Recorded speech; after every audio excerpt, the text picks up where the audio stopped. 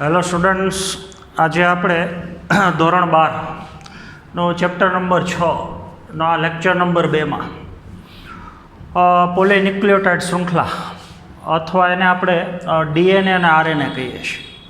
તો એ પોલીન્યુક્લિયોટાઇડ શૃંખલાનું રાસાયણિક બંધારણ, એની રચના આપણે ખાસ સમજવાની છે.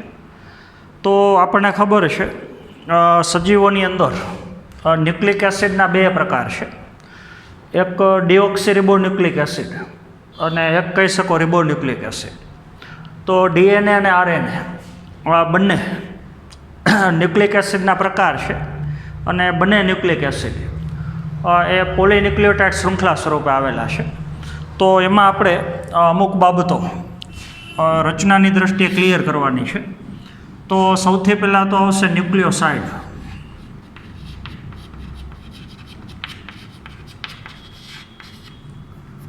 ન્યુક્લિયોસાઇડ પછીનો ઘટક ન્યુક્લિયોટાઇડ. પછી એક ઘટક આવશે ડાયન્યુક્લિયોટાઇડ.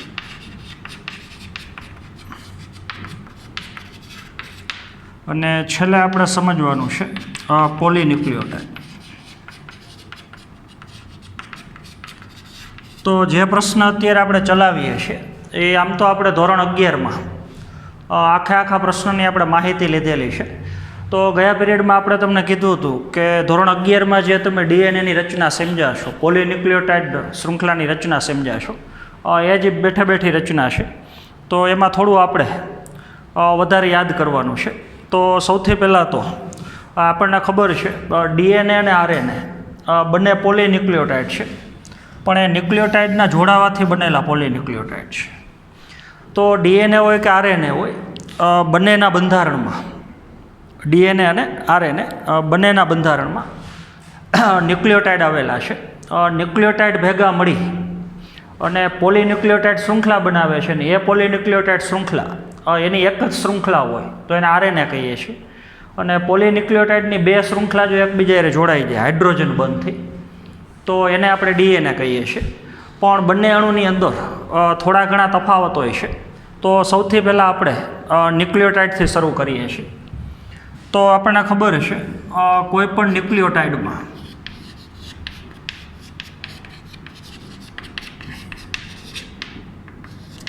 એમાં 3 ઘટકો છે. ન્યુક્લિયોટાઇડના બંધારણમાં એક તો પેન્ટોસ શર્કરા છે.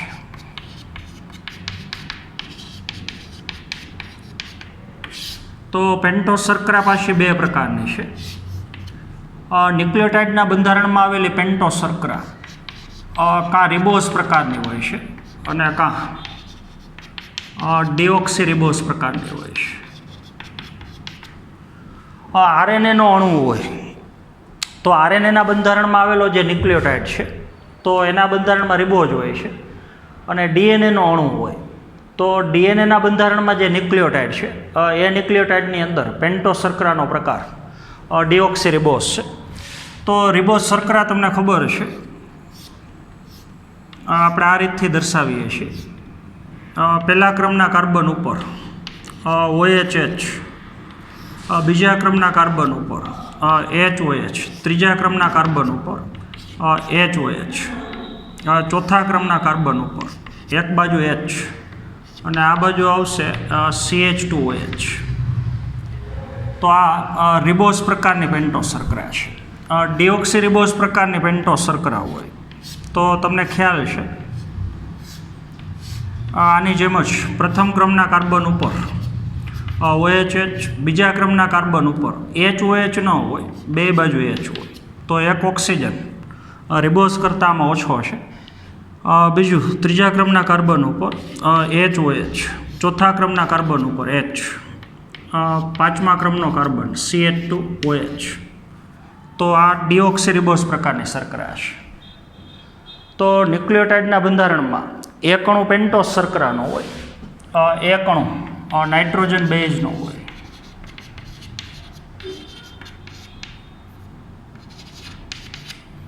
તો નાઇટ્રોજન બેઝ તમને ખબર છે એ વળી પાછા બે પ્રકારના હોય.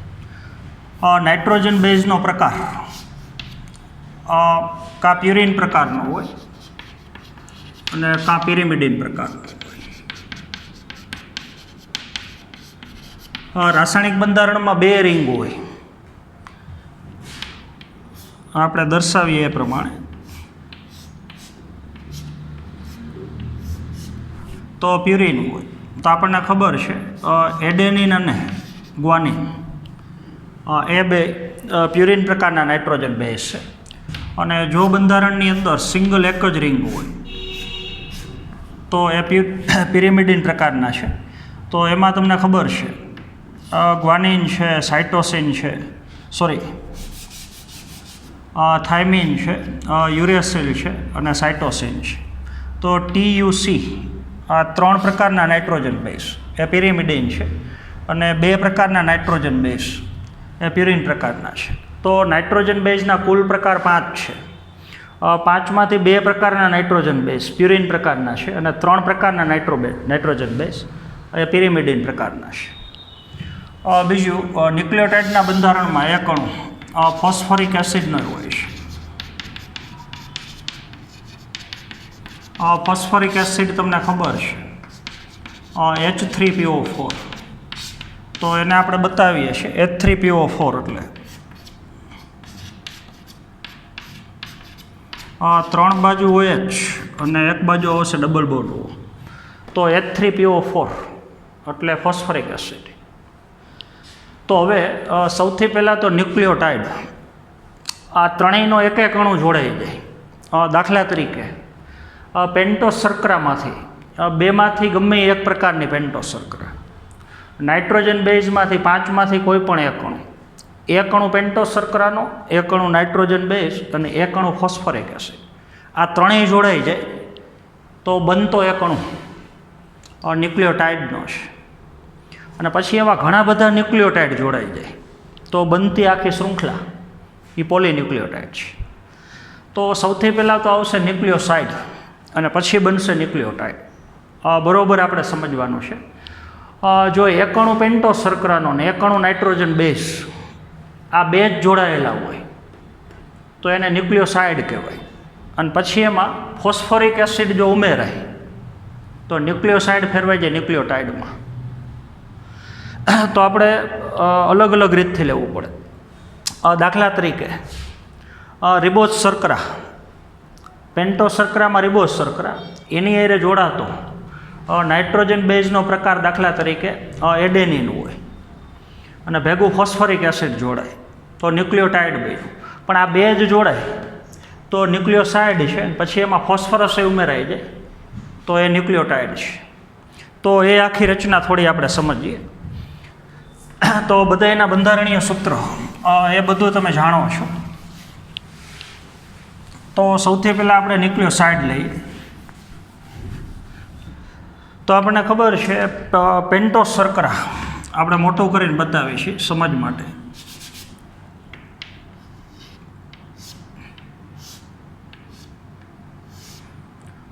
એક અણુ પેન્ટોસ શર્કરાનો એના પ્રથમ ક્રમના કાર્બન ઉપર એક બાજુ OH છે, એક બાજુ H.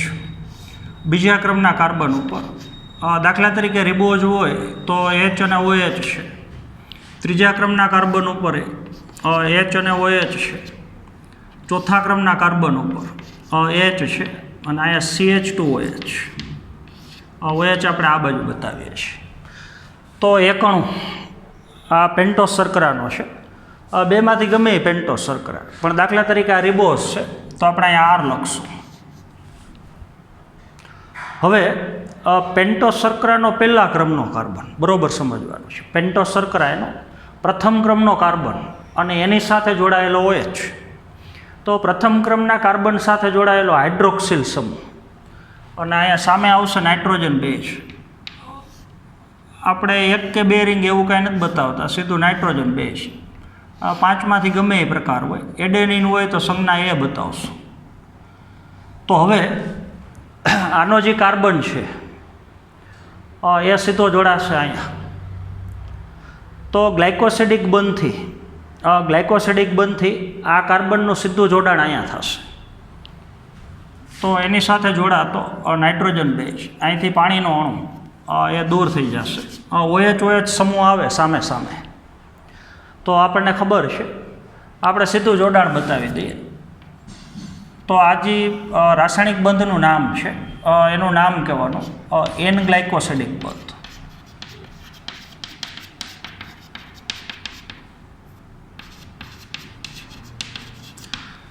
તો ફરીથી એક વખત પેન્ટોસ શર્કરાના પ્રથમ કાર્બનનો OH એની સાથે નાઇટ્રોજન બેઝ એન ગ્લાયકોસિડિક બંધથી અહીંયા જોડાઈ જાય તો બનતી જે રચના બની એ ન્યુક્લિયોટાઇડ ન થયું, પણ પહેલાં કહેશું ન્યુક્લિયોસાઇડ.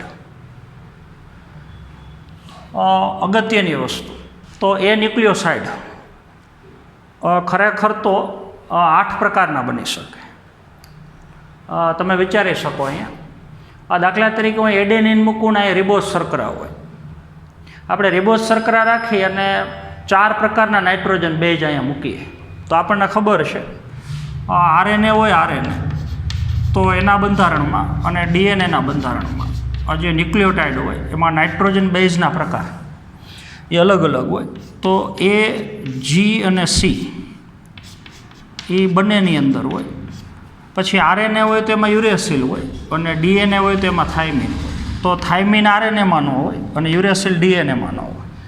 તો અહીંયા પેન્ટોસ શર્કરાનો પ્રકાર રિબોઝ મૂકીએ જો આપણે તો આ 4 નાઇટ્રોજન બેઝ આવશે. હવે દાખલા તરીકે એ જોડાય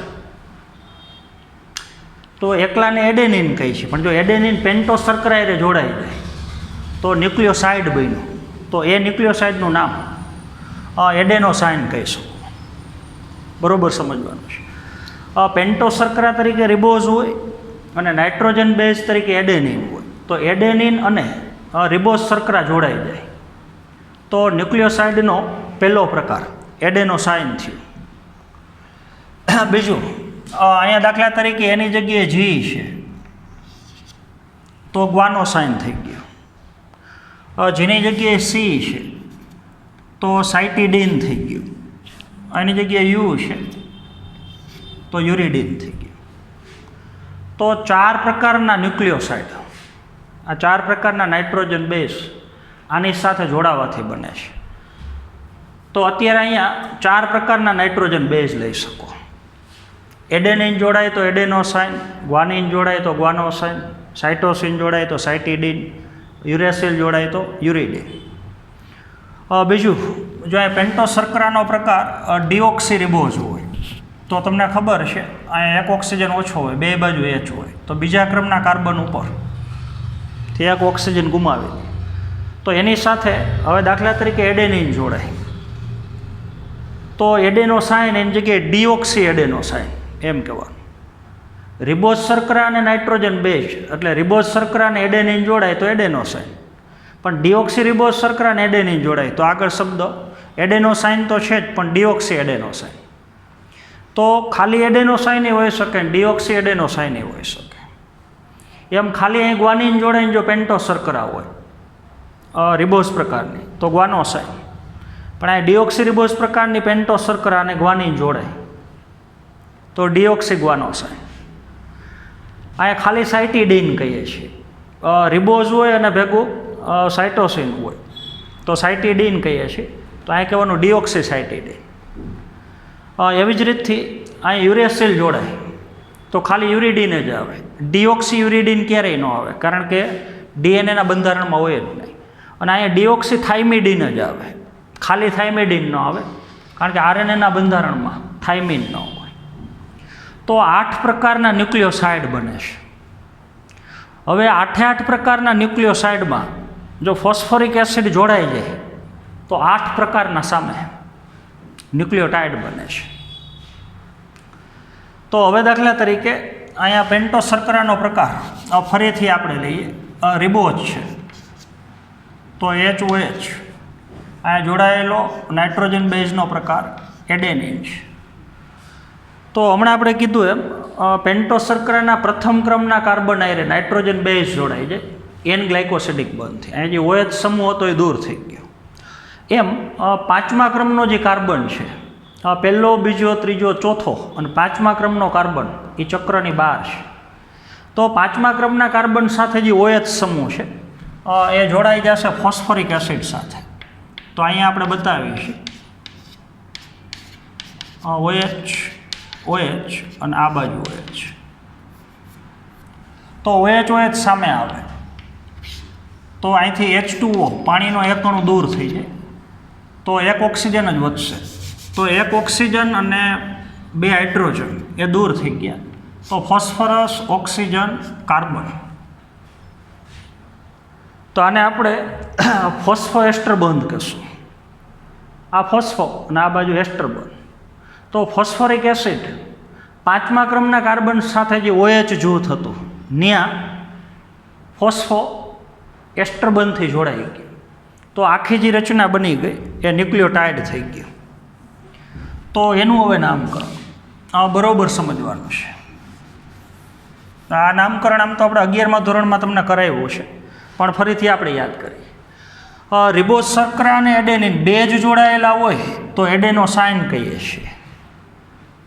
આ 2 જ જોડાયેલા હોય તો એ ન્યુક્લિયોસાઇડ છે અને ન્યુક્લિયોસાઇડનું નામ એડેનોસાઇન છે. પણ એમાં ફોસ્ફરસ જોડાઈ જાય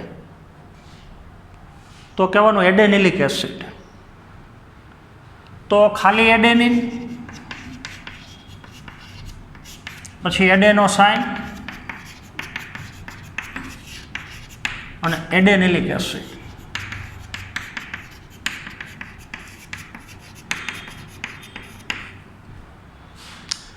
તો પાછું આપણે યાદ કરીએ. આ ખાલી એડેનિન છે, એકલું હોય તો એડેનિન આટલું છે, પણ એ પેન્ટોસ શર્કરા હારે જોડાઈ જાય તો એડેનોસાઇન. હવે એડેનોસાઇન તો છે જ, એમાં ફોસ્ફોરિક એસિડ ભેગો ઉમેરાઈ જાય 5મા ક્રમના કાર્બને તો એડેનિલિક એસિડ. તો આ ખાલી નાઇટ્રોજન બેઝ છે, આ એડેનોસાઇન છે અને આ એડેનિલિક એસિડ છે. તો આ ન્યુક્લિયોસાઇડ છે અને આ ન્યુક્લિયોટાઇડ છે. તો 8 પ્રકારના ન્યુક્લિયોસાઇડ હોય તો 8 પ્રકારના ન્યુક્લિયોસાઇડમાં ફોસ્ફરસ ઉમેરાય તો 8 પ્રકારના ન્યુક્લિયોટાઇડ બને. પછી 8 પ્રકારના ન્યુક્લિયોટાઇડમાંથી 4 ન્યુક્લિયોટાઇડ DNAના બંધારણમાં હોય, 4 ન્યુક્લિયોટાઇડ એ RNAના બંધારણમાં હોય. તો 4 આપણે ન્યુક્લિયોસાઇડના નામ બોલીએ પછી આના ન્યુક્લિયોટાઇડના નામ બોલીએ. ન્યુક્લિયોસાઇડના પહેલાં નામ બોલીએ: એડેનોસાઇન, ગ્વાનોસાઇન, સાઇટિડિન ને યુરિડિન. આ ન્યુક્લિયોસાઇડ છે અને એમાં ફોસ્ફરસ ઉમેરાઈ જાય તો એડેનિલિક એસિડ, ગ્વાનિલિક એસિડ, સાઇટિડેલિક એસિડ અને યુરિડેલિક એસિડ, એસિડવાળો ભાગ આવી જશે. તો એને આપણે કહેવાનું ન્યુક્લિયોટાઇડ. એવું જ DNA માટે થશે. જો અહીંયા પેન્ટોસ શર્કરાનો પ્રકાર ડિઓક્સીરિબોઝ પ્રકારની હોય તો બીજા ક્રમના કાર્બન ઉપર HH. એકલું હોય તો એડેનિન, આ 2 જોડાઈ જાય તો એડેનોસાઇન, પણ આગળ શબ્દ અહીં લાગી જશે ડિઓક્સી એડેનોસાઇન અને અહીંયા ડિઓક્સી એડેનિલિક એસિડ ફોસ્ફરસ ઉમેરાના પછી. તો તમે જોઈ શકો છો 4 પ્રકારના ન્યુક્લિયોસાઇડ, 4 પ્રકારના ન્યુક્લિયોટાઇડ, 4 પ્રકારના ન્યુક્લિયોસાઇડ, 4 પ્રકારના ન્યુક્લિયોટાઇડ. તો 8 પ્રકારના ન્યુક્લિયોસાઇડ અને 8 પ્રકારના ન્યુક્લિયોટાઇડ. હવે તમે સમજી ગયા હશો. મેં કીધું એમ પ્રમાણે 11મા ધોરણની અંદર જે DNA અણુની રચના સમજાવી છે એ બરોબર સમજ્યા હશો. એ લેક્ચરને તમે યાદ કર્યો હશે, ટેક્સ્ટબુકમાં 11th પ્રમાણે વાંચ્યું હશે તો જ આ બધું વસ્તુ તમને સમજાશે. અત્યારે પીરિયડમાં કદાચ ન સમજાય તો ફરી પાછું DNAની રચના એ વાંચીને ફરી પાછું આ પીરિયડ જોવાનો છે. તો ન્યુક્લિયોસાઇડ, ન્યુક્લિયોટાઇડ આ 2 વચ્ચેનો તફાવત તમને ખબર પડી ગયો. તો હવે આપણે એકદમ સરળ ભાષામાં લઈએ. અહીંયા 2માંથી એક પ્રકારની પેન્ટોસ શર્કરા બરોબર સમજજો, રિબોઝ કે ડિઓક્સીરિબોઝ. 5માંથી કોઈ પણ એક પ્રકારનો નાઇટ્રોજન બેઝ. તો એક અણુ પેન્ટોસ શર્કરા ને એક અણુ નાઇટ્રોજન બેઝ, આ 2 જ જોડાયેલા હોય તો ન્યુક્લિયોસાઇડ કહેવાય. પણ 2 જોડાણા પછી જે ન્યુક્લિયોસાઇડ બન્યું એમાં ફોસ્ફોરિક એસિડ ઉમેરાઈ જાય, એ ફોસ્ફરીકૃત થઈ ગયા તો એ થઈ ગયું ન્યુક્લિયોટાઇડ. તો એક ન્યુક્લિયોટાઇડના અણુમાં પેટા અણુ 3 છે. એક અણુ પેન્ટોસ શર્કરાનો છે, એક અણુ નાઇટ્રોજન બેઝનો છે ને એક અણુ ફોસ્ફોરિક એસિડનો છે. તો ન્યુક્લિયોસાઇડ અને ન્યુક્લિયોટાઇડ એની સમજ આપણે પૂરી કરી. હવે આવશે ડાયન્યુક્લિયોટાઇડ અને પછી આવશે પોલીન્યુક્લિયોટાઇડ. તો પહેલાં આપણે ડાયન્યુક્લિયોટાઇડ એ સમજવાનો પ્રયત્ન કરીએ. હવે આપણે જરૂર હોય ત્યાં જ કાર્બનને બધું બતાવશું. દાખલા તરીકે પેન્ટોસ શર્કરા,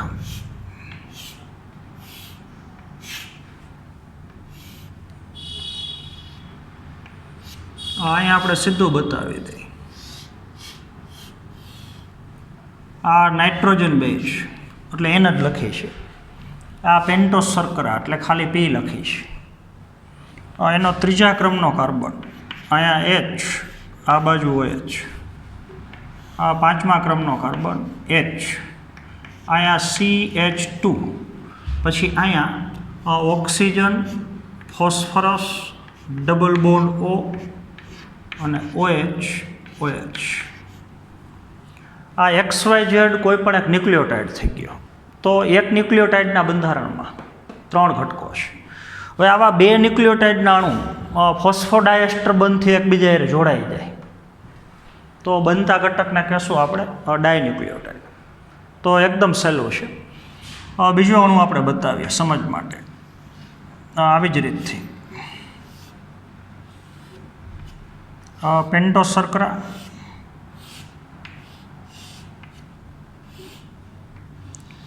અહીંયા આવશે નાઇટ્રોજન બેઝ, આ પેન્ટોસ શર્કરા, ત્રીજા ક્રમના કાર્બન સાથે H અને OH, અહીંયા H, અહીંયા CH2, પછી oxygen, phosphorus, double bond OH, આ બાજુ OH. તો 2 ન્યુક્લિયોટાઇડ થઈ ગયા. હવે 2 ન્યુક્લિયોટાઇડ એ એકબીજા રાસાયણિક બંધથી જોડાઈ જાય. 2 ન્યુક્લિયોટાઇડ તો થઈ ગયું ડાયન્યુક્લિયોટાઇડ. તો હવે જોડાણ કોની વચ્ચે થાય? તો પ્રથમ ન્યુક્લિયોટાઇડ બરોબર સમજવાનું છે. આ પહેલા ક્રમનો ન્યુક્લિયોટાઇડ એટલે પ્રથમ ન્યુક્લિયોટાઇડની જે પેન્ટોસ શર્કરા છે, આ પહેલો ન્યુક્લિયોટાઇડ એની પેન્ટોસ શર્કરા, એ પેન્ટોસ શર્કરાનો ત્રીજો કાર્બન, પહેલો, બીજો અને ત્રીજો, એ ત્રીજા ક્રમના કાર્બન સાથે જે OH છે એ અને બીજા ન્યુક્લિયોટાઇડની પેન્ટોસ શર્કરા, પહેલા ન્યુક્લિયોટાઇડની પેન્ટોસ શર્કરાનો ત્રીજો કાર્બન અને બીજા ન્યુક્લિયોટાઇડની પેન્ટોસ શર્કરાનો પાંચમો કાર્બન, 1, 2, 3, 4, પાંચમો કાર્બન રિંગની બહાર છે. એની સાથે જોડાયેલું ફોસ્ફરસ અને ફોસ્ફરસની સાથે જોડાયેલો OH. આ જે OH છે આની સામે આવશે. આ ભાગ અત્યારે આમ છે, આપણે આમ સીધો કરી નાખીએ ઉપરની તરફ. તો અહીંથી આપણે ક્રમ લેતા જાય તો કાર્બન, ઓક્સિજન, ફોસ્ફરસ, OH. તો અહીંથી આપણે લખીએ કાર્બન, ઓક્સિજન, ફોસ્ફરસ અને આ બાજુ લખીએ OH. આ સીધું લખ્યું. તો P ડબલ બોન્ડ O એ આ બાજુ આવી જશે અને આ બાજુ આવશે OH. તો આ ભાગ હવે આપણે કાઢી નાખીએ. તો કંઈ નથી, ભાગને આપણે ખાલી સીધો બતાવ્યો આડાની જગ્યાએ. તો એક ન્યુક્લિયોટાઇડ ઉપર છે ને એક ન્યુક્લિયોટાઇડ નીચે છે. તો હવે પ્રથમ ન્યુક્લિયોટાઇડની પેન્ટોસ શર્કરાનો ત્રીજો કાર્બન એની સાથે જોડાયેલો OH, બીજા ન્યુક્લિયોટાઇડની પેન્ટોસ શર્કરાનો પાંચમો કાર્બન એની એરે જોડાયેલો ફોસ્ફરસ અને એની સાથે જોડાયેલો OH. તો આ 2 OH સામે આવે. તો અહીંયા તમને દેખાય છે પાણીનો એક અણુ દૂર થઈ જાય, 2 હાઇડ્રોજન ને 1 ઓક્સિજન. તો અહીંયા વચ્ચે 1 ઓક્સિજન વધશે. તો હવે ક્રમ થઈ જશે ફોસ્ફરસ, ઓક્સિજન અને પાછો કાર્બન. તો કાર્બન ઓક્સિજન તો 2 એસ્ટર બંધ થઈ ગયા અને વચ્ચે ફોસ્ફરસ. તો રાસાયણિક બંધ થઈ ગયો ફોસ્ફોડાયસ્ટર બંધ. ખાલી ફોસ્ફરસ અને આ એસ્ટર બંધ લ્યો તો ફોસ્ફો એસ્ટર બંધ. પણ ફોસ્ફરસની 2 બાજુ એક એસ્ટર બંધ છે તો ફોસ્ફો ડાયસ્ટર બંધ. તો એક ન્યુક્લિયોટાઇડની પેન્ટોસ શર્કરાનો ત્રીજો કાર્બન બીજા ન્યુક્લિયોટાઇડની પેન્ટોસ શર્કરાના પાંચમા ક્રમના કાર્બન સાથે ફોસ્ફોડાયસ્ટર બંધથી જોડાઈ ગયું તો બનતી રચના ડાયન્યુક્લિયોટાઇડ છે. તો હવે પોલીન્યુક્લિયોટાઇડ, જો આવા ઘણા બધા ન્યુક્લિયોટાઇડ એકબીજા હારે જોડાઈ જાય, બે જોડાય તો ડાયન્યુક્લિયોટાઇડ, પણ ઘણા બધા ન્યુક્લિયોટાઇડ એકબીજા હારે જોડાઈ જાય તો બનતી આખી જે લાંબી શૃંખલા છે એને આપણે પોલીન્યુક્લિયોટાઇડ શૃંખલા કહેશું. તો થોડું નાનું કરીને બતાવીએ છીએ. પેન્ટોસ શર્કરા,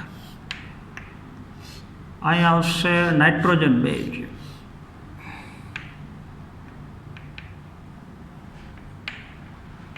પછી પેન્ટોસ શર્કરા,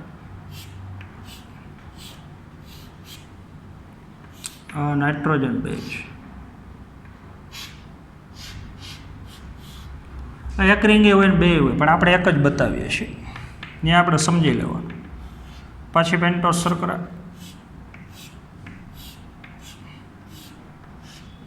નાઇટ્રોજન બેઝ. આપણે બે કરતાં વધારે ન્યુક્લિયોટાઇડ બતાવ્યા. આવા દાખલા તરીકે 100 ન્યુક્લિયોટાઇડ છે, આપણે 4 જ બતાવીએ છીએ, પણ આપણે સમજી લેવાનું કે દાખલા તરીકે 100 ન્યુક્લિયોટાઇડ છે. તો હવે તમને ખબર છે પહેલો ન્યુક્લિયોટાઇડ, બીજો ન્યુક્લિયોટાઇડ, બરાબર સમજજો. તો આ ન્યુક્લિયોટાઇડનો ત્રીજો કાર્બન અને આનો 5મા ક્રમનો કાર્બન, અહીંયા વચ્ચે ખાલી આપણે પી બતાવી દઈએ, હમણાં બતાવ્યું એ પ્રમાણે. તો આ બે ફોસ્ફોડાયસ્ટર બંધથી જોડાઈ ગયા. બીજું, આનો જે 5મા ક્રમનો કાર્બન છે ત્યાં CH2, આ બાજુ OH, વળી પાછું અહીંયા CH2OH, તો આ બાજુ રાસાયણિક બંધ બની જાય એટલે ઓક્સિજન, ત્યારબાદ ફોસ્ફરસ, ડબલ બોન્ડ O, અહીંયા OH અને આ બાજુ OH. પહેલા ન્યુક્લિયોટાઇડનો 5મો કાર્બન ફોસ્ફરસવાળો છેડો આ બાજુ મુક્ત રહેશે. હવે પહેલા ન્યુક્લિયોટાઇડ બીજા હારે જોડાઈ ગયો ફોસ્ફોડાયસ્ટર બંધથી, બીજો ત્રીજા હારે જોડાઈ જાય તો ન્યાય બંધનું નામ આવશે ફોસ્ફોડાયસ્ટર બંધ. ત્રીજો ચોથા હારે જોડાઈ જાય, બંધનું નામ આવશે ફોસ્ફોડાયસ્ટર બંધ. પછી ઓલા CH2 ની કંઈ આપણે બતાવતા નથી. તો ઘણા બધા ન્યુક્લિયોટાઇડ એકબીજા હારે ફોસ્ફોડાયસ્ટર બંધથી જોડાઈ જાય તો ન્યુક્લિયોટાઇડની લાંબી શૃંખલા બની. તો આ શૃંખલાને તમે કહી શકો પોલીન્યુક્લિયોટાઇડ શૃંખલા. તો છેલ્લો જે ન્યુક્લિયોટાઇડ છે એની પેન્ટોસ શર્કરાનો ત્રીજા ક્રમના કાર્બનનો OH એ અહીંયા મુક્ત રહેશે, આ બાજુ અહીંયા ફોસ્ફરિક એસિડ મુક્ત રહેશે. હવે તમે બરાબર સમજી ગયા છો. તો ઘણા બધા ન્યુક્લિયોટાઇડ ફોસ્ફોડાયસ્ટર બંધથી એકબીજા જોડાઈ જાય તો બનતી લાંબી શૃંખલા, એ શૃંખલાને આપણે પોલીન્યુક્લિયોટાઇડ શૃંખલા કહીએ છીએ. તો પોલીન્યુક્લિયોટાઇડ શૃંખલાની અંદર ઘણા બધા ન્યુક્લિયોટાઇડ છે. એમાં પોલીન્યુક્લિયોટાઇડ શૃંખલાના એક છેડે જે પ્રથમ ન્યુક્લિયોટાઇડ છે એ પ્રથમ ન્યુક્લિયોટાઇડનો 5મા ક્રમનો કાર્બન, એની હારે આવેલો ફોસ્ફરસ એ મુક્ત છે. તો 5મા ક્રમનો કાર્બન આ બાજુ છે એટલે આ બાજુનો છેડો એને 5' છેડો કહેવાય. દાખલા તરીકે આવા 100 ન્યુક્લિયોટાઇડ જોડાયેલા છે, આપણે 4 જ બતાવ્યા, તો આ 100મા ક્રમનો ન્યુક્લિયોટાઇડ. તો છેલ્લા ન્યુક્લિયોટાઇડની જે પેન્ટોસ શર્કરા છે એનો ત્રીજા ક્રમનો કાર્બન ને એનો OH સમૂહ આ બાજુ મુક્ત છે. તો એ અહીં ત્રીજા કાર્બન હારે જોડાયેલો છે, તો એ બાજુના છેડાને 3' છેડો કહેવાય.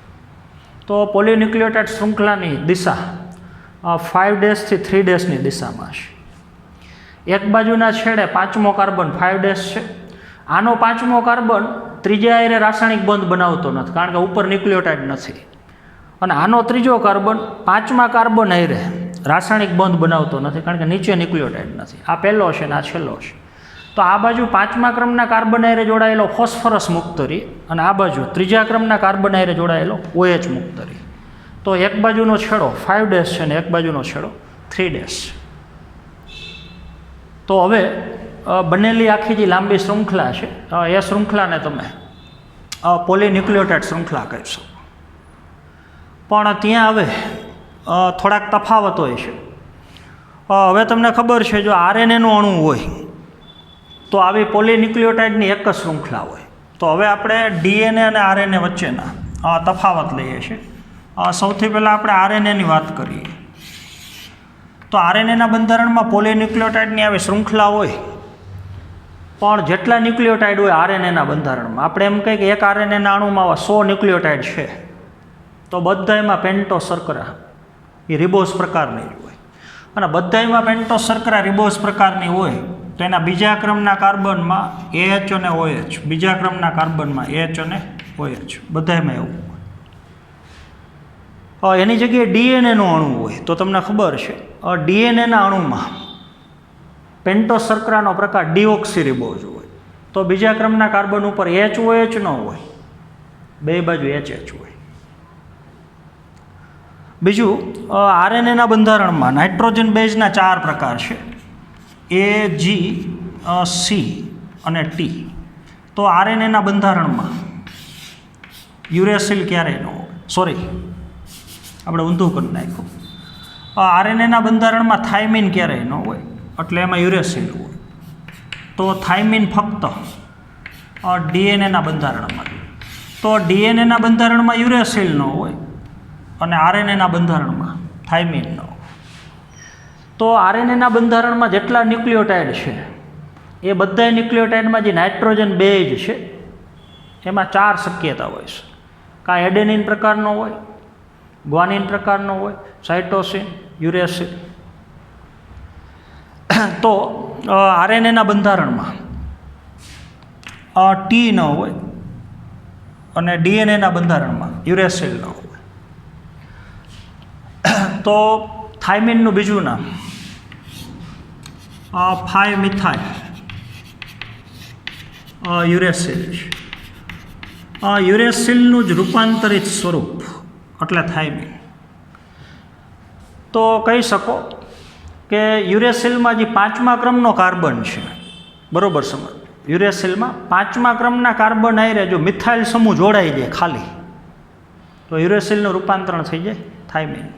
તો ખાલી યુરેસિલ હોય તો એમાં 5મા ક્રમના કાર્બન ઉપર મિથાઇલ સમૂહ ન હોય, પણ એવો યુરેસિલ કે જેના 5મા ક્રમના કાર્બન ઉપર મિથાઇલ સમૂહ છે તો એ થાઇમિન થઈ ગયું. તો થાઇમિનનું બીજું નામ 5-મિથાઇલ યુરેસિલ. તો આવો થાઇમિન નામનો નાઇટ્રોજન બેઝ જે આરએનએના બંધારણમાં ન્યુક્લિયોટાઇડ છે એમાં ક્યારેય ન હોય. તો આવા 100 ન્યુક્લિયોટાઇડ હોય દાખલા તરીકે લાઇનમાં જોડાયેલા, તો આ 4 જ રિપીટ થતા હોય, એડેનિન, ગ્વાનિન, સાઇટોસિન, યુરેસિલ, વળી પાછું એડેનિન હોય, ગ્વાનિન હોય, સાઇટોસિન, આડાવડું ગમે પણ એકમાં થાઇમિન ન હોય. એમ ડીએનએનો અણુ હોય તો એના બંધારણમાં જે ન્યુક્લિયોટાઇડ હોય એ બધામાં પહેલાં તો પેન્ટોસ શર્કરા ડીઓક્સીરિબોઝ હોય અને નાઇટ્રોજન બેઝના પ્રકાર ડીએનએના બંધારણમાં એ, જી, સી અને ટી આવી જશે, એમાં ક્યારે યુરેસિલ ન હોય. તો આ બે વચ્ચેના 2 અગત્યના તફાવત છે. 2 ન્યુક્લિક એસિડના બંધારણમાં આવેલી પેન્ટોસ શર્કરા અલગ અલગ પ્રકારની છે અને એક નાઇટ્રોજન બેઝનો તફાવત છે. 3 નાઇટ્રોજન બેઝ એવા છે કે 2ના બંધારણમાં હોય, એજીસી.